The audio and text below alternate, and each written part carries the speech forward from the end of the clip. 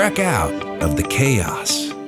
Hi, business owners. Phase 3. Woohoo! But do your customers know you're back? Well, that's where the Clarence Bugg Show and Pelican Broadcasting can help. Right now, we've got great rates on advertising packages to help you get the word out. Shoot me an email at bugsclarence@gmail.com. Or better yet, call me up. I'd love to talk with you. 225-485-6839. Let's get together and make Phase 3 the best it can possibly be. Hello guys, it's Debbie. It's time. I've got a brand new location. 10510 Airline Highway, Baton Rouge, next to After 5 Tuxedos. We have the perfect spot to get all your wedding and formal wear needs. Come see our one-of-a-kind name brand and get great prices. With 30 years experience, the best customer service anywhere. It's Debbie's Bridal, Airline Highway, Baton Rouge. See you soon. Getting a letter from the IRS that you owe back taxes can be scary, but it doesn't have to be. Call Go Tax Resolution in Lafayette at 337-420-1040 today. We'll help stop garnishments, levies, and seizures immediately. With over 35 years of dealing directly with the IRS, our team of local professionals will help you pay the least amount possible. So if you owe back taxes to the IRS, you need help. Call the tax professionals at Go Tax Resolution in Lafayette at 337-420-1040. Your go-to tax relief.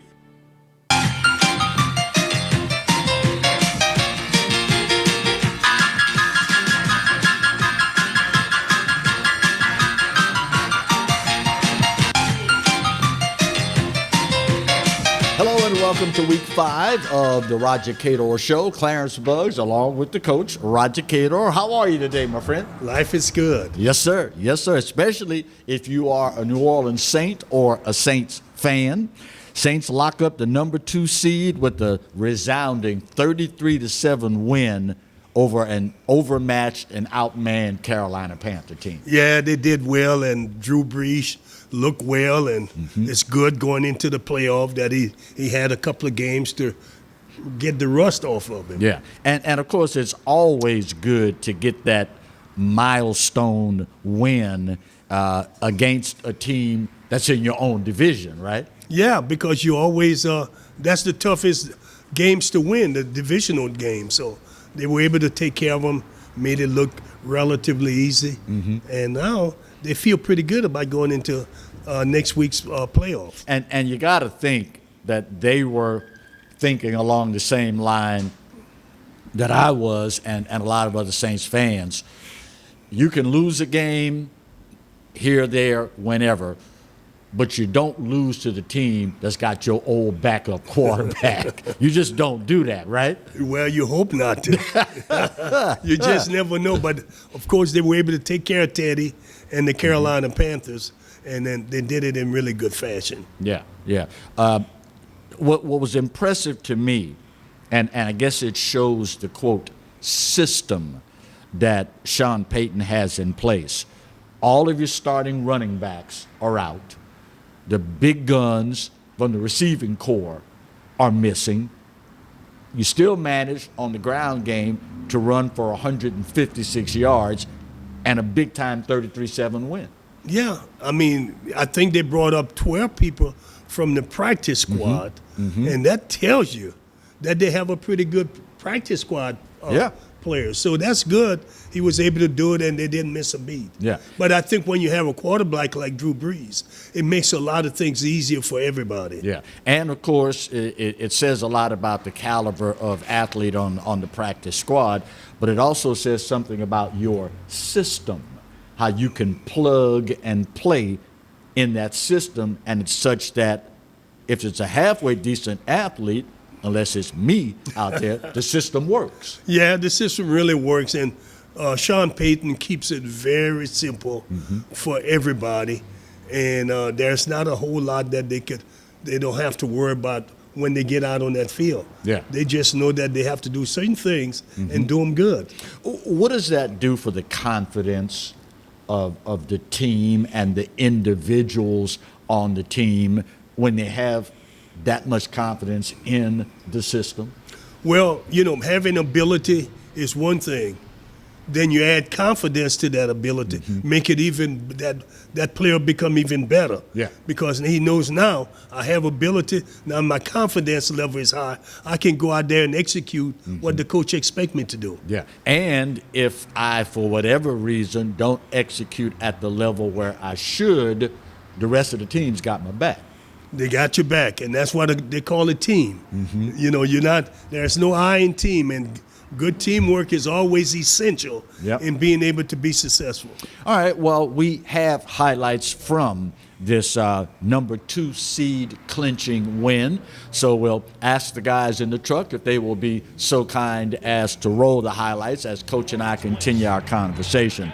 The defense stepped up in a big way as we saw the sack just there. 5 interceptions. The first time the defense has tallied that many interceptions in 29 years. Yeah, that's a lot of interception, 5.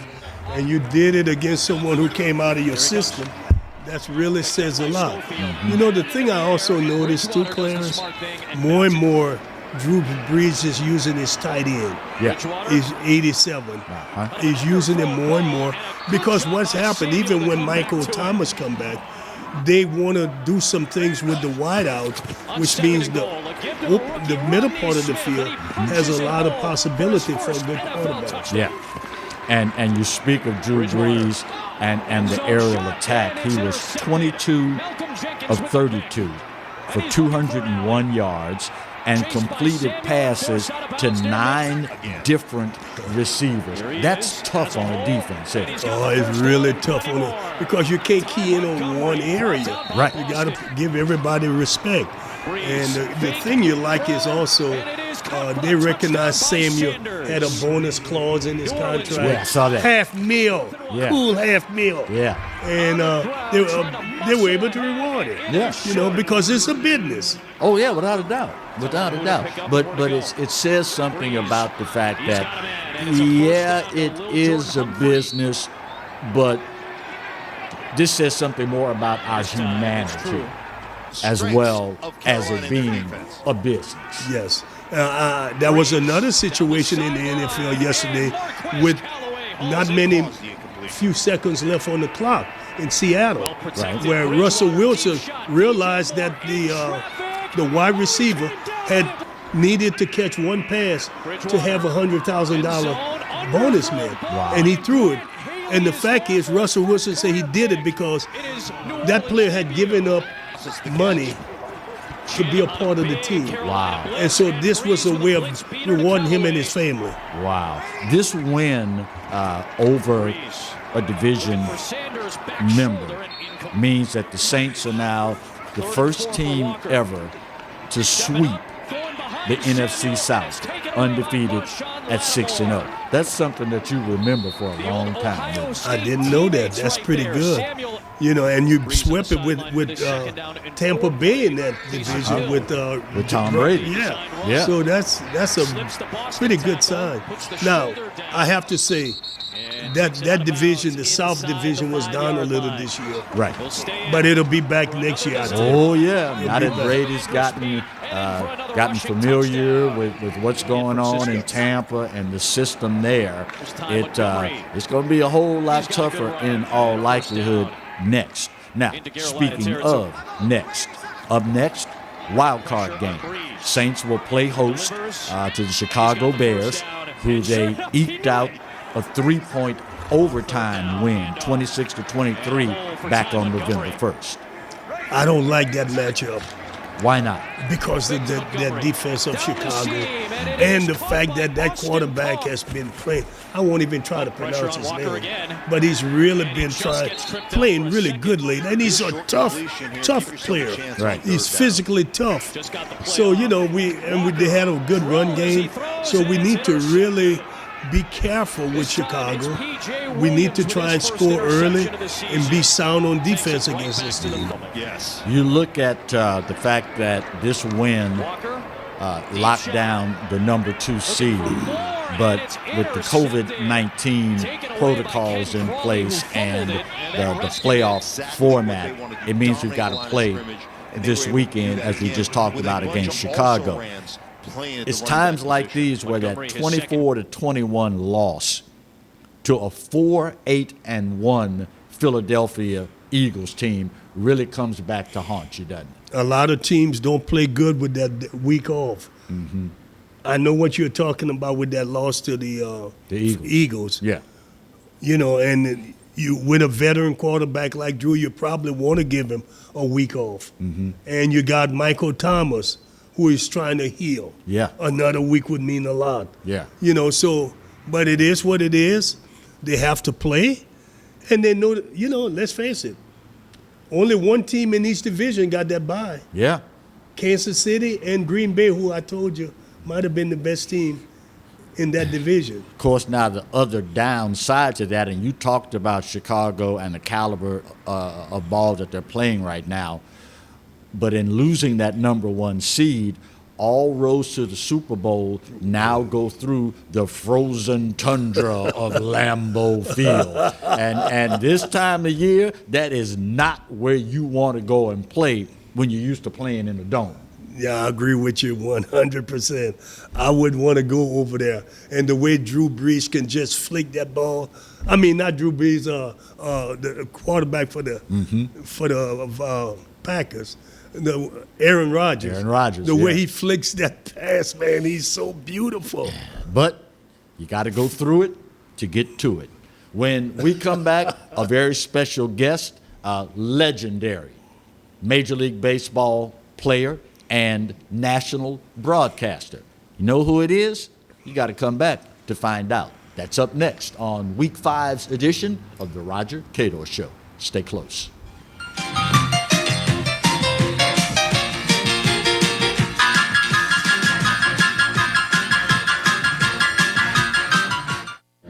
Got termites?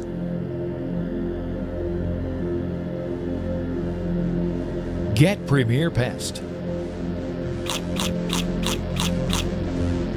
PremierPestServices.com.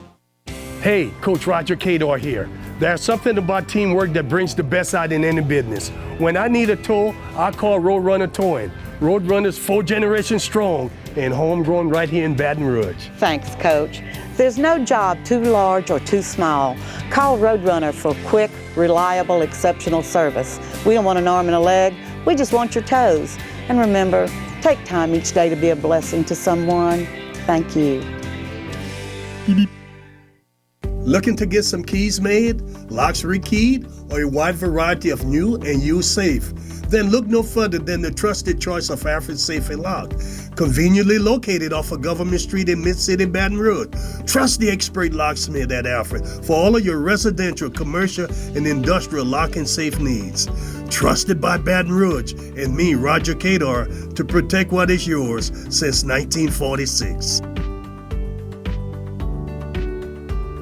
Surprise, something good has finally happened in 2020.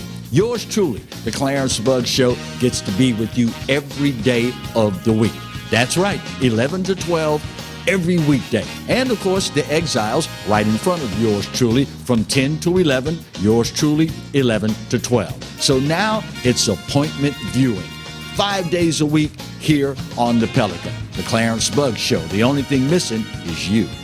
From appetizers, pasta dishes, and entrees, La Contea takes pride in preparing all the Italian cuisine we know you love. Enjoy live music every Thursday through Saturday from 6 to 9, happy hour weekdays from 3 to 6, and brunch on Sundays from 11 to 2, as well as dinner portion-sized lunch specials for under $10.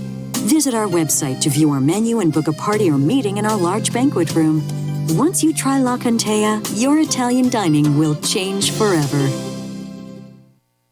Caught spiders?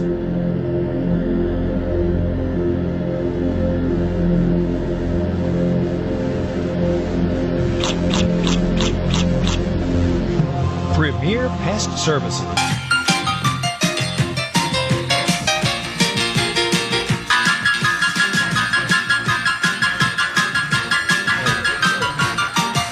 Welcome back to Week 5 of the Roger Cador Show. Clarence Buggs along with the coach. If you were here heading into the last commercial break, we did what we call a tease. And I told you that we would be so fortunate so blessed to be graced with the presence of a former Major League Baseball great. And I know he will accept this in the spirit that is given from one broadcaster to another, a legendary MLB broadcaster, talking about none other. Well, as a matter of fact, Coach, I'll let you do the honors. Well, he's my friend, Harold Reynolds, a guy who wears many hats when he have to and been a community servant for so many people.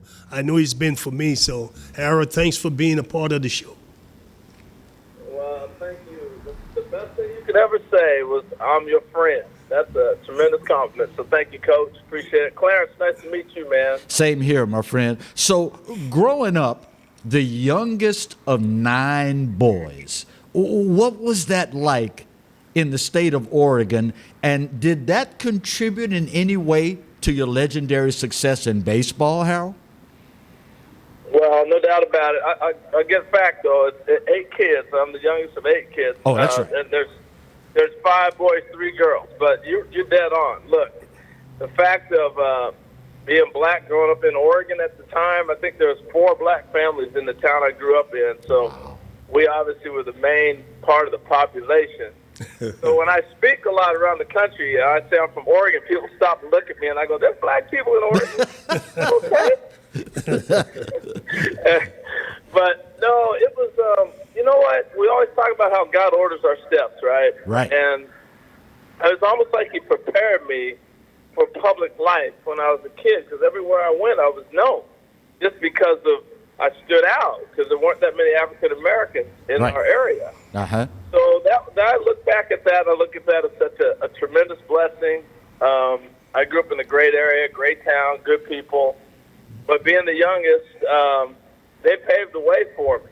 You know, and as I look back, I'm very fortunate that I was the youngest, and they did knock down a lot of walls and doors that were open. I mean, I was born in 1960, so you can imagine, you know, my childhood through age 10. You had, you know, the Kennedy assassination, Dr. King assassination, you know, March on Washington. You had all kinds of stuff going on in the country, similar to what we're living now. Right. And to be in a town of 40,000 people and have probably 20 black folks in it, it was quite a different look for me, but it prepared me for a lot of things moving forward.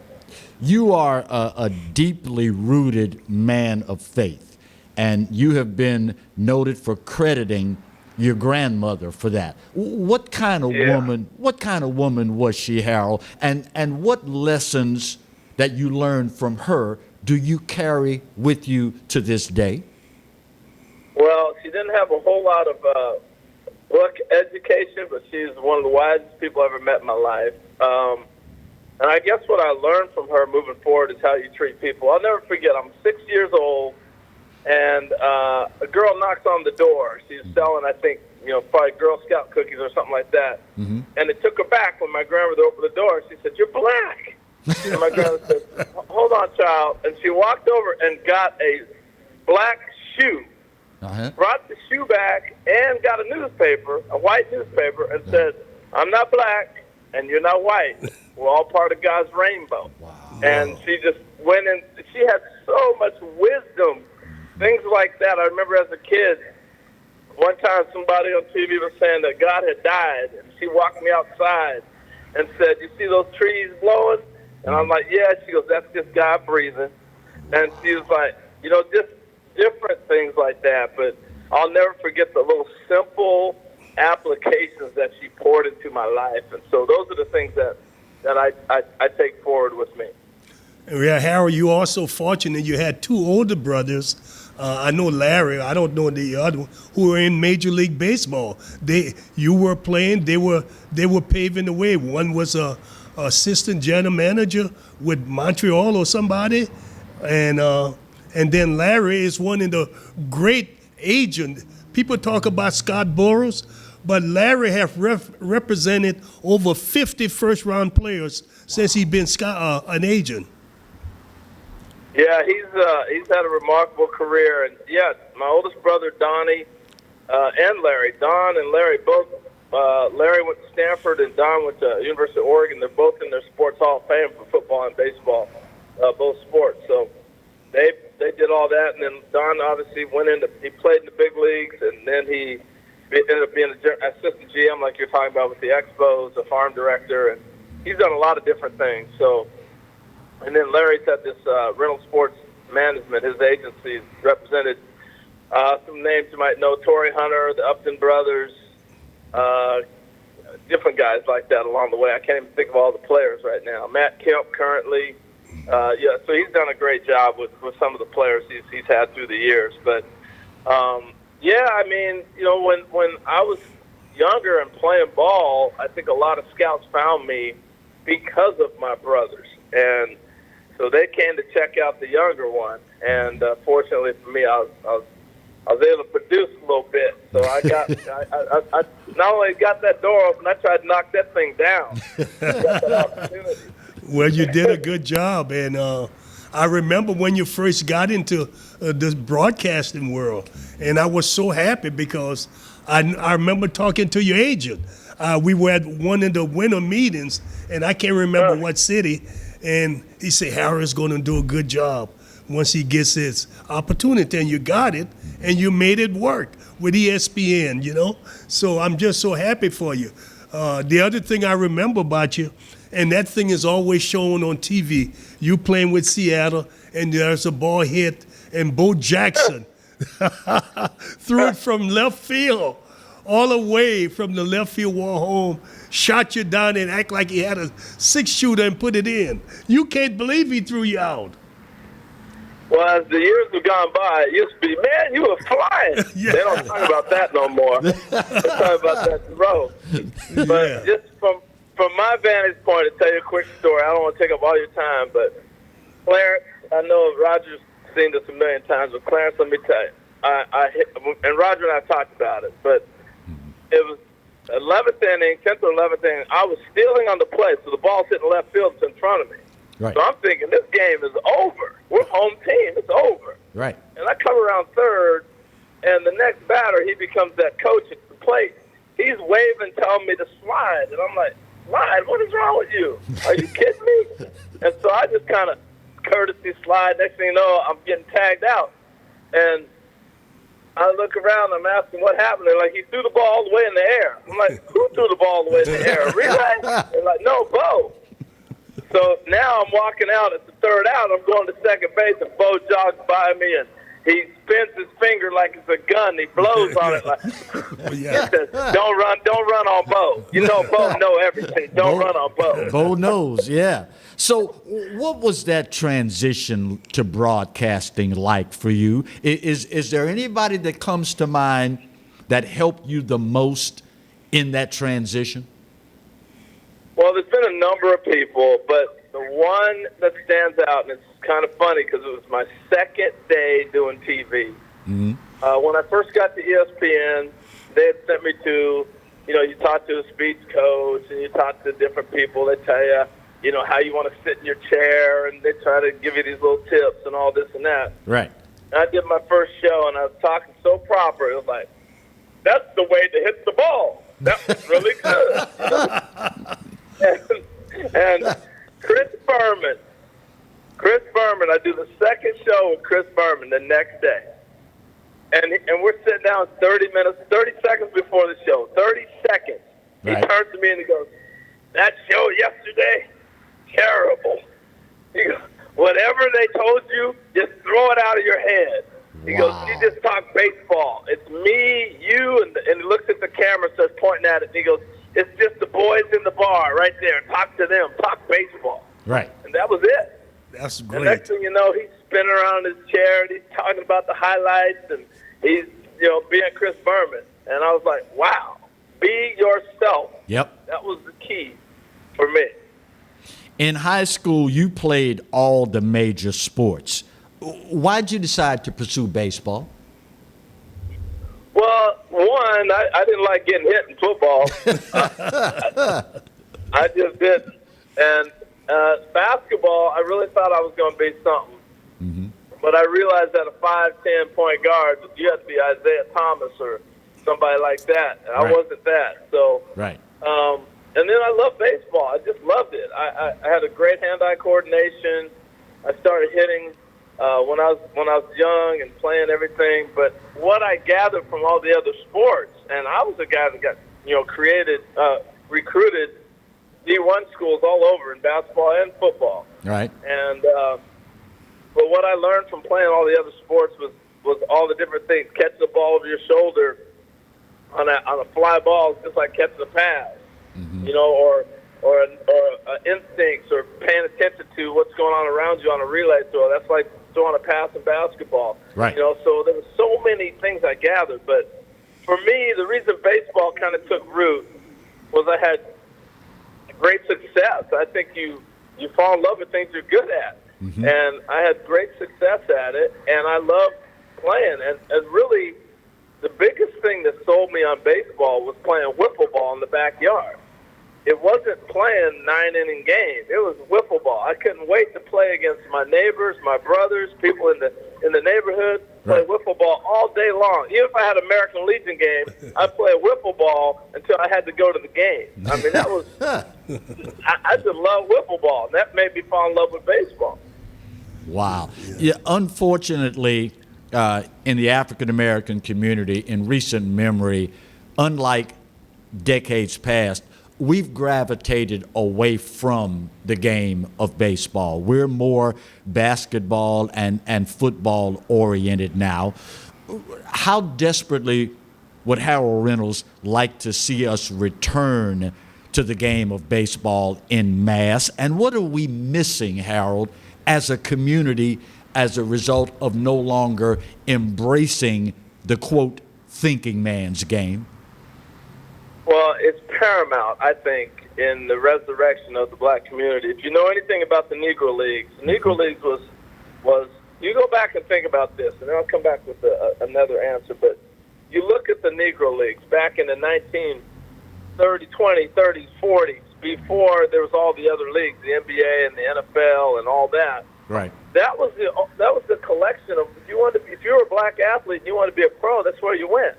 So imagine all the great athletes we have today, Steph Curry or LeBron James or Patrick Mahomes or whoever. Right. And if you're African American, you had one decision, that was to play baseball. That's how deep-rooted it was in our community to be a professional.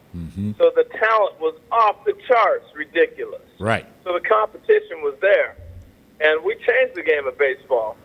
So I think the one thing we're missing is that the game, it's not determined on size. If I play basketball, I talked about it already, you better hope you're 6'4", 6'5", or you got really no shot. Right. If I play football, I better have some girth to me, or I'm going to be in trouble. But baseball, you can be any size. Did you see Mookie Betts in the World Series? Yeah, He's right. 5'9", 170 pounds, and he dominated. And he just signed for $300-some million. So I think that's what we're missing. So here's my other point on the financial tip. I know a lot of folks are trying to better themselves financially and thinking football and basketball are your way out of your financial woes, so to speak. Right. But I was on Roland Martin's talk show about 8 years ago, and he was asking me a similar question. And I said, Roland, he was asking me about A-Rod. He said, A-Rod makes $250 million? I go, yeah, and it's guaranteed. Yes. He said, guaranteed? I go, yeah, if he gets hurt, that's guaranteed money. I said, the difference here is if I'm a top prospect and I decide I'm going to sign a pro contract, they're not only going to give me the $1 million plus bonus that I get, but they're going to pay for my education as well. Wow. And he said what I echo a lot now. He said, black people, are you listening? Are you listening to this? Wow. I just think we've missed it in understanding all the opportunities. Baseball can give you education. They can put money in your pocket. You go out and play and see if you can compete. And I'll end this point of this question with this. I was talking to Andrew McCutcheon a few years ago, and I said, why did you pick baseball? And he said, man, when I got on the baseball field, you want to stand out? That's where you stand out. There you go. Wow. He had it right. And, MLB just did a wonderful thing by now recognizing the Negro League into the Hall of Fame. What's your take on that? Well, I think it's great. Those men obviously what they went through, but again, I just documented the talent that had to be playing in those leagues. And this has been a hot topic. And after Jackie Robinson breaks the color barrier, then in if I got my numbers right, it was 1949, he became the MVP of the National League. Now, the National League, outside of Larry Dolby and the American League came after Jackie, was really the league that gravitated to most of the black players. All right, the Red Sox were the final American League team, and they were probably 10, 15 years behind everybody else. That's how slow the American League was. But the National League, my point is, from 1949, when Jackie won the MVP of the National League, to 1959, when Ernie Banks won the MVP of 59. He won it in 58 and 59. So from 49 to 59, 8 of the 10 MVPs in the National League played in the Negro Leagues. Wow. Don Newcomb, Willie Mays, Hank Aaron, who else am I leaving out? Ernie Banks. Did you leave Willie Mays out? I don't know. Willie Mays. They all came out of the Negro League. So 8 of the next 10 years were MVPs that played in the Negro Leagues. Yeah. Isn't that amazing? Hey, listen, we mentioned Patrick Mahomes. A-Rod, when Patrick was a small player, a small kid, his daddy Pat and A-Rod were teammates in Texas. And A-Rod talked about, he thought that Patrick was a better baseball player. He had all of the attribute of a great athlete, but of course he did well in football. So, and he just signed that $500 million contract, which is good for him. Well, I look at it this way. I call it the point guard syndrome because that was me. I was a really good basketball player. I had great handles. I could dish. I could shoot, all that. But that wasn't going to get me to college, to really open that door. And I know we're talking about the finished product of a $300 million contract, and that's the dream. But the real dream should be get out of the situation you're in and get an education. That's why most of us play sports anyway, just to open that door to an education. And so when you start looking at baseball, and you might be that kid that's 5'8", 5'9", that thinks you're going to be the next basketball player. Man, you know what you would be in baseball? You become a dynamo. Yep. And that's what we have to open our eyes back to, is that understanding that you can be a superior athlete on that diamond if you invest in it and give the time to it. Well, Harold, we thank you for taking time out of what I know is a very busy day for you. We'd like to wish you and yours a very happy New Year for 2021. And if you would, do Chris Berman, the next time you see him, a big favor. Tell him there's this little-known guy in Baton Rouge that wants to thank him sincerely for the advice that he gave you as a broadcaster to simply be yourself, because we would be a poorer people not having the opportunity to have Harold Reynolds simply be Harold Reynolds. We are much appreciative, my friend. Man, thank you, Clarence. I appreciate that. Those are awful kind words, and I'll definitely do that. Roger. Yes, sir. Man, you're the man. Down always. Appreciate that. I'm here for you. The Hall of Famer, Roger Cador, ladies and gentlemen. All right. Tell you about it. We'll talk later. All right. Clarence got that smooth voice. You sound like James Brown from CBS. That's what I'm talking about. Okay. Harold, thank you, my friend. Take care. Bye. All right, we got to get this break out of the way. Still got another special guest to come in today's show, but likewise, Marty's over there trying to tell us you're late on the break. Next is going to be this. That's coming up on Week 5's edition of the Roger Cador Show. Stay close.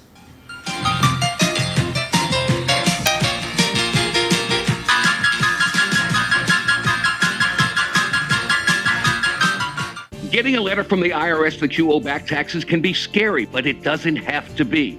Call Go Tax Resolution in Lafayette at 337-420-1040 today. We'll help stop garnishments, levies, and seizures immediately. With over 35 years of dealing directly with the IRS, our team of local professionals will help you pay the least amount possible. So if you owe back taxes to the IRS, you need help. Call the tax professionals at Go Tax Resolution in Lafayette at 337-420-1040. Your go-to tax relief. Hi, I'm Hurricane Betsy Barnes. And I'm Dr. Kay Siller with The Rocket Right Show. We are two busy blondes on the go showing off life in Louisiana. Watch us on Pelican Sports Network. And Talk 107.3 FM. Check local listings for times. Hello, guys. It's Debbie. It's time. I've got a brand new location. 10510 Airline Highway, Baton Rouge, next to After 5 Tuxedos. We have the perfect spot to get all your wedding and formal wear needs. Come see our one-of-a-kind name brand and get great prices. With 30 years experience, the best customer service anywhere. It's Debbie's Bridal, Airline Highway, Baton Rouge. See you soon. Surprise, something good has finally happened in 2020. Yours truly, the Clarence Bugg Show, gets to be with you every day of the week. That's right, 11 to 12 every weekday. And of course, the Exiles right in front of yours truly from 10 to 11, yours truly 11 to 12. So now it's appointment viewing. 5 days a week here on the Pelican. The Clarence Bugg Show. The only thing missing is you.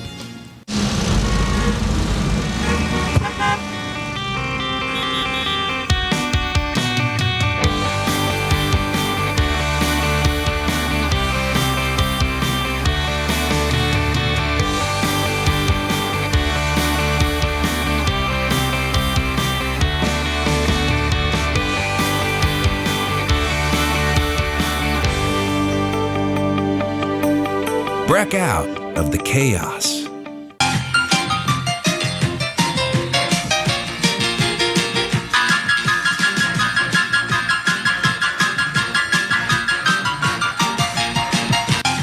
Welcome back to week 5 of the Roger Cador Show. If I could use an old radio analogy, a saying from the business, the hits just keep on coming. In the last segment, we were privileged to have former Major League Baseball great and great broadcaster Harold Reynolds. So want you to know, Mr. Commish, the bar's been set pretty high. Joining us for this segment of the Roger Cador Show is Commissioner of the Southwestern Athletic Conference, Charles McClelland. How are you today, Mr. Commissioner?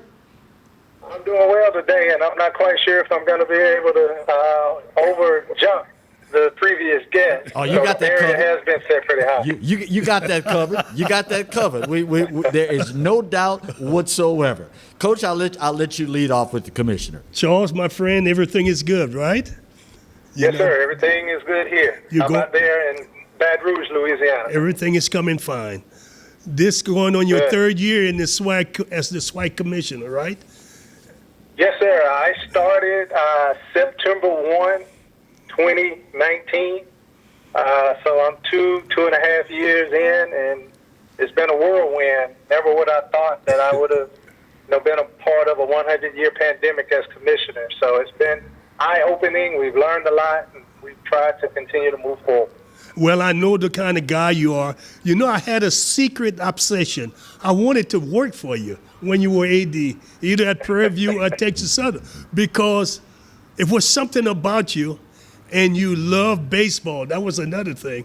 But it was more about the way you were as a person that got my attention.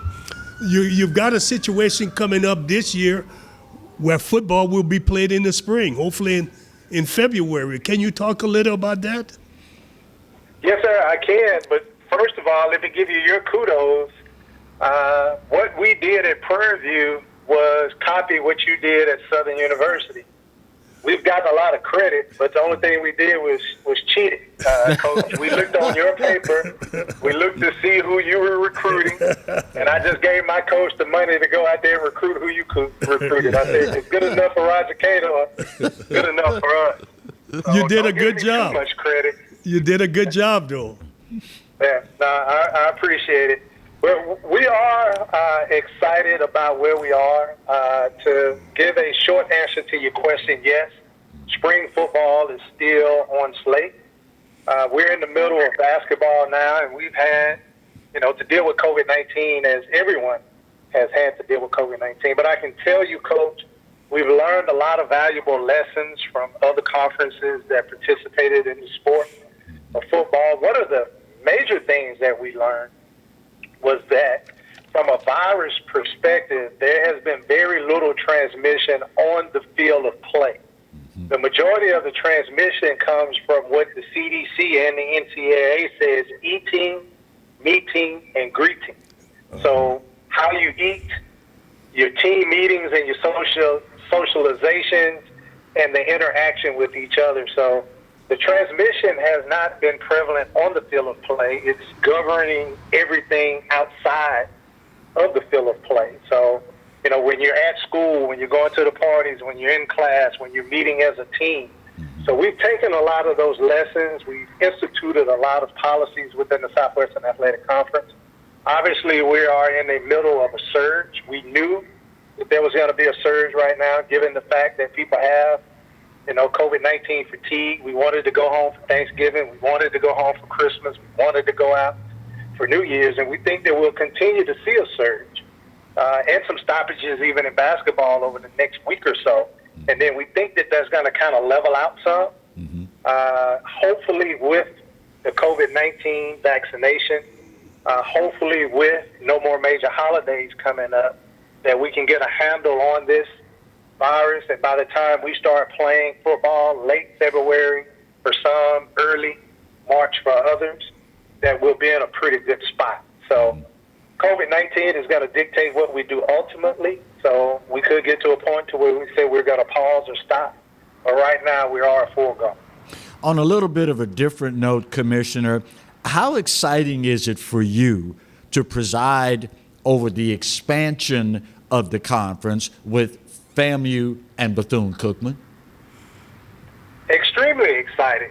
Not in my wildest dreams that I think we would be at this point in 2 years. I did an interview once, and they asked me about conference expansion within my first year, and I told them that we are not in a position now to talk about expansion, but the one thing that I promised the audience and the SWAC membership is when the reshuffling of conferences started, we were going to be in a proactive state, not in a reactive state.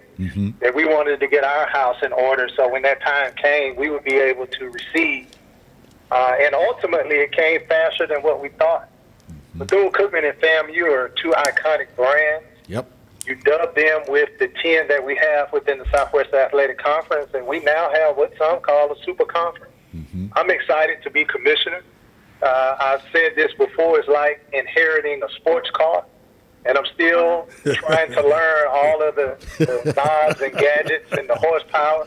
Right. What I do realize this early is that it is a highly tuned sports car that can do zero and from 0 to 60 in less than 2 seconds. And we can do, a quarter of a mile in less than 8 seconds. So you got to be careful because you have a lot of horsepower, but at the same time, an iconic brand, the Southwestern Athletic Conference, iconic brands with Bethune-Cookman and FAMU, putting those together, especially in the sport of football. Right. It's going to be highlighted every week, but you transcend from football. You look at Coach Cador with baseball, with Bethune-Cookman being a powerhouse, Florida A&M coming along with what we have. Look at softball. Think about adding those Florida sprinters in track, the speed that's in Florida. The Southwestern Athletic Conference is going to be competitive from top to bottom in all 18 sports, and I could not be more excited to be commissioner at this particular time. Looking at another variable with this, Mr. Commissioner, watching the resurgence of excitement around Jackson State football with the hiring of Deion Sanders, what's that been like, and how hopeful are you that this renewed interest in HBCU football is going to spur a renewed interest in all the other HBCU sports? Well, I think the addition of Coach Deion Prime, we have to call him Coach Prime. I have to get accustomed to saying Coach Prime. Has been exciting for the Southwestern Athletic Conference. I think it's been a windfall for Jackson State University. They have definitely dominated the media. They've been on national television, even, the ESPN recruiting special that they had on early recruiting. They chimed in to Jackson, Mississippi at Jackson State. That's publicity that you cannot purchase. Yep. But we've also seen an expansion of the stellar athletes choosing other SWAC member institutions. Mm-hmm. Partly because of Dion and partly because of, we are a great brand. Mm-hmm. So I think Deion Sanders has put a cast of light on the Southwestern Athletic Conference, but let's call it for what it is. The Southwestern Athletic Conference has led FCS attendance 42 of the last 43 years. That's right. We actually outdraw some FBS conferences. Mm-hmm. Within the Southwestern Athletic Conference now, with the addition of FAMU, we're going to have 5 of 5 when it comes to the largest black college football games in the nation. So we're putting 70,000, 60,000, 50,000 in the stands in multiple games and multiple occasions. Mm-hmm. So we've been strong. From a competitive standpoint, maybe we have not been able to compete at that highest level when you start talking about some of our non-conference games. I see that changing, and I actually see Coach Prime coming in and with some of the recruiting that has gone not just at Jackson State but around the conference. I see that that's going to be that next step for us. We've already had a strong competitive brand. We've already have established the fact that our brand is worthy of our consumers' dollars. And I think now all of those that are not extremely familiar with black college football within the Southwestern Athletic Conference is going to peek into our window. And I think we can thank Deion for giving us that extra push. Let me ask one question, Charles. As it relates to your football championship, are you going to continue to do it if the East and the West, whoever comes out with the best record could host the championship game? Yes, sir. Absolutely. We are continuing. And, we kind of stumbled on that, Coach Cador. We were here in Birmingham, and there was a conflict with the stadium. And we made a determination that we didn't want to share with anybody. We are the Southwestern Athletic Conference. We don't have to share with anybody. So we took our ball and went home. We took it to Alcorn State, and we were 3,000 people less than the Pac-12 championship on the same day. Wow. So we realized that we had a hit. But on top of that, we wanted to find new and innovative ways of bringing additional revenue to our member institutions. So we allowed Alcorn, minus some minimal expenses, to keep all of the revenue. So if you win and you host, it's a financial windfall for you. If you win that game, then you go to the Celebration Bowl, and there's an additional financial windfall. So not only did it bring the fans out, not only did it raise the popularity of the game, not only did it raise the stakes of the game, it was a huge financial payday for Alcorn both years. So we want to continue that. Now, if somebody wants to come in and they want to give me $25, $30 million to move it to your city, I definitely do so.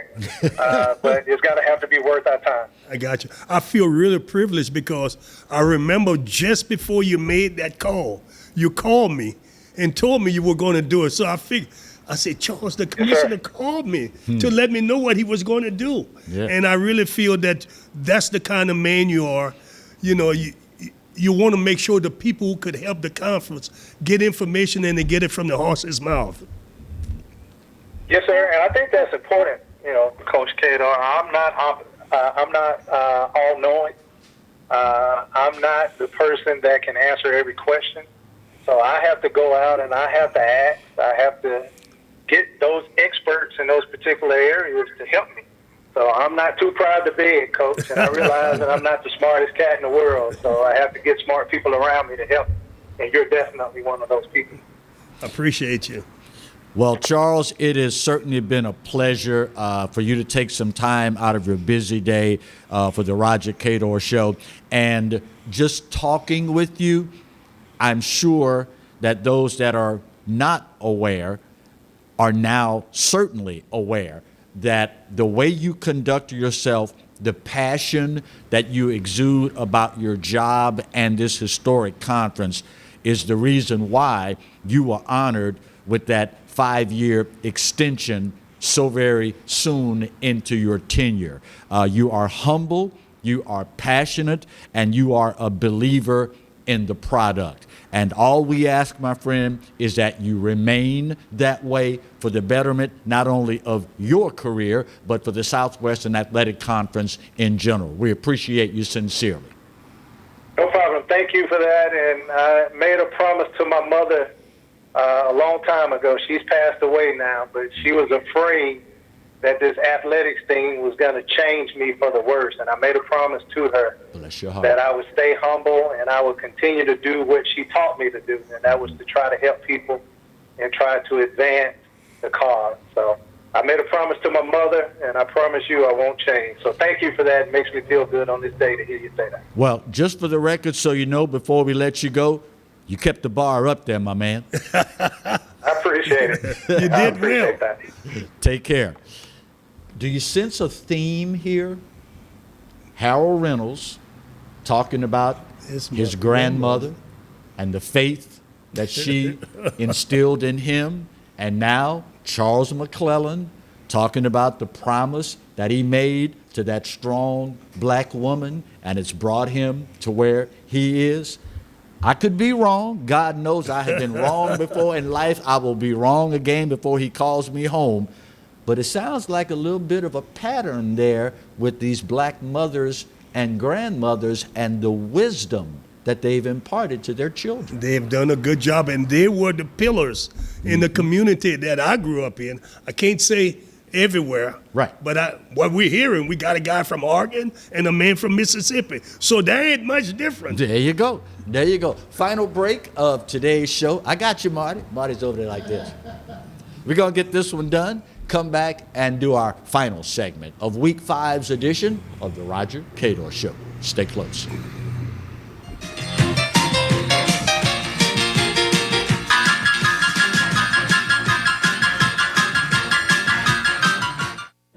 Got termites?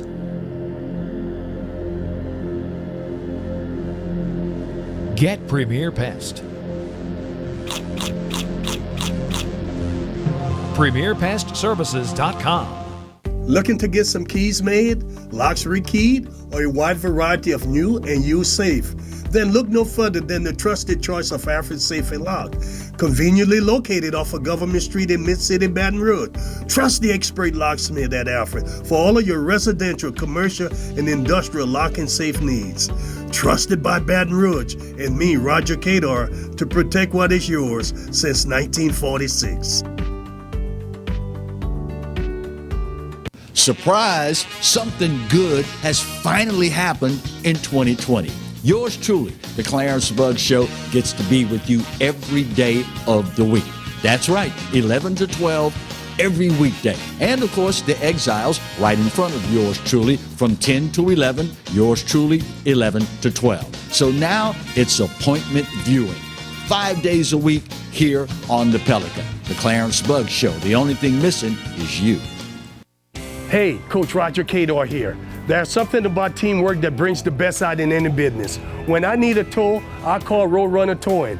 Roadrunner's 4 generations strong and homegrown right here in Baton Rouge. Thanks, Coach. There's no job too large or too small. Call Roadrunner for quick, reliable, exceptional service. We don't want an arm and a leg. We just want your toes. And remember, take time each day to be a blessing to someone. Thank you.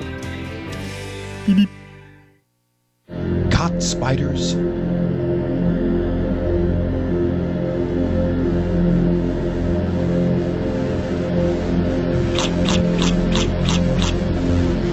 Premier Pest Services.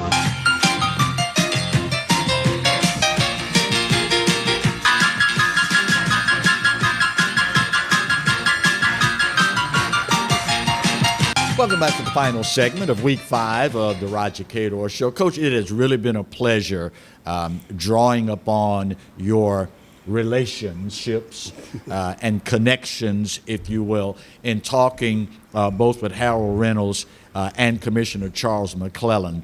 And not that you need any validation on things that you and I both hold near and dear and have promoted over the years, but it's always good to hear someone else that has ascended in their chosen profession talk about the influence that mom, grandmom had on them. And it just kind of proves that old fogies like you and I, when we talk about this stuff, there is validity to it. A lot of validity. And that's why I mentioned, here we talking about two people from extreme different parts of the world. Harold grew up, well, he said there were only 20 black people in the city he grew up in. Yeah. And then Charles grew up in Jackson, Mississippi, where it was predominant in the city, was probably 80% black, who knows? So, but it didn't matter. That his mother, Harold's grandmother, they partake something to him that they can't ever forget. And they listen. Yeah, that's the important thing, is listening. Yeah. But at the same time, it also, does it not, speaks to the greatness of America, that you can be from an impoverished background, but if you're willing to make the sacrifice, pay the price, listen to the elders, apply yourself, you're still, despite your poor upbringing or whatever your circumstance is in life at the time, it's still possible to excel beyond your wildest dreams. Well, someone told me a story earlier today where his grandmother couldn't read or write, but she could count of money. But 2 generations, her granddaughter could open your chest up, take your heart out and put one in, sew you back up and send you home. Yeah. That is the beauty of America. That's right. One thing we have not talked about that we need to quickly, college football playoffs. Did they turn out the way you thought they would? Yeah, I thought they did. I think Alabama's got the handful with Ohio State too, by the way, but I knew Notre Dame had no shot at beating them. And I knew Clemson was not the same team, and Ohio State had a lot to prove. Yeah. So at the end of the day, now that we know the two teams that are going to be clashing for the championship, who do you like to take it all? I think Ohio State. Right now. Ooh. You're going against Little Nicky? I'm going against Little Nicky here. And Little Nicky is worried because I look, the thing is, Ohio State got some players. Oh, yeah. They have players. And, I like Mike Jones, the quarterback from Alabama, but he hadn't been tested. He hadn't been tested because nobody had been able to get to him. Ohio State is a little different. Plus, Sarkisian has got a job, so his mind may be in 2 places at one time. So are you telling me that it's kind of like Mike Tyson, everybody's got a plan till they get punched in the mouth? That's right. Yeah, well, that's pretty good. The good news is we will not have to wait long to find out. Right around the corner. That's going to do it for week 5 of the Roger Cador Show. Wishing you and yours a very, very happy new year and a prosperous 2021. On behalf of the coach and the crew, I'm Clarence Buggs. We'll see you next week with another exciting edition of Who Else? The Roger Cador Show. Till then, go Jags.